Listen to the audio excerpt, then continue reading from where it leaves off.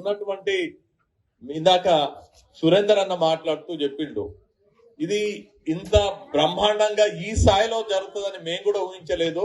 ఒకవేళ ఈ స్థాయిలో ఈ టోర్నమెంట్ జరుగుతుందని గనక మేము ఊహిస్తే ఇంకా గొప్పగా ఏర్పాట్లు చేసే వారం అనే మాట చెప్పడం జరిగింది.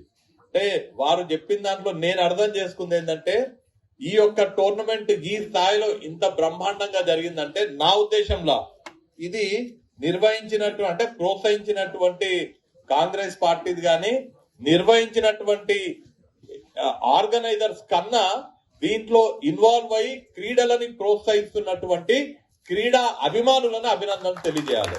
క్రీడా అభిమానులు క్రీడలని ప్రోత్సహిస్తున్నారు, ఆడే వాళ్ళని ప్రోత్సహిస్తున్నారు కాబట్టి ఈ యొక్క కార్యక్రమం ఇంత దిగ్విజయంగా నడుస్తుంది.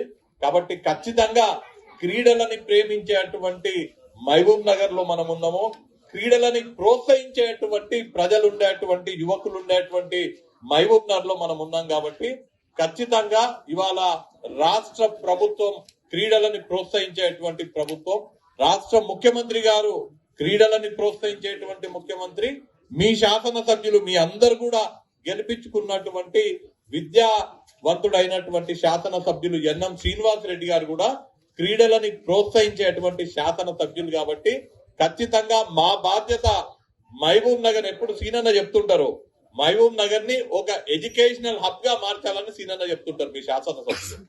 ఎడ్యుకేషన్ హబ్ అంటే ఎడ్యుకేషన్ లో ఫిజికల్ ఎడ్యుకేషన్, స్పోర్ట్స్ కూడా ఎడ్యుకేషన్ లో ఒక భాగమే.